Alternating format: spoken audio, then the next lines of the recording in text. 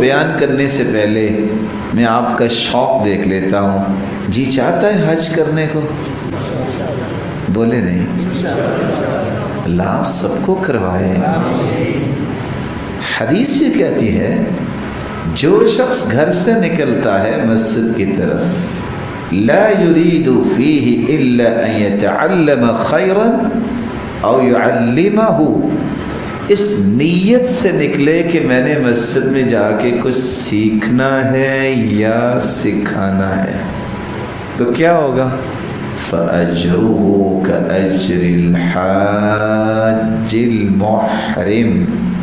اور دوسری روایت کے لفظ ہیں تَامًا حَجَّتُ، رب تعالیٰ اس کو اجر اتنا دیں گے جو حاجی احرام باندھ کے حج کی طرف جا رہا ہے اور جس کا مکمل حج ہوا ہے. بھی بندہ تو فیصلہ باد ہے، حج کیسے ہو گیا؟ اللہ کے رسول نے فرمایا. سید ترغیب کی روایت. اس حدیث کی روشنی میں اگر کسی کی نیت خوبصورت ہو تو ایک دن میں کتنے حج کر سکتا ہے؟ اجر لے سکتا ہے کہ لے سکتا ہے؟ اور ہفتے میں کتنے حج کا ثواب ملے گا؟ حساب میں آپ میری طرح کمزوری ہے.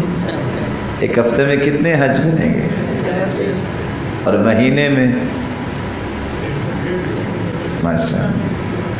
میں اب سال کا نہیں پوچھتا، پھر آپ کو کیلکولیٹر نکالنا پڑے گا.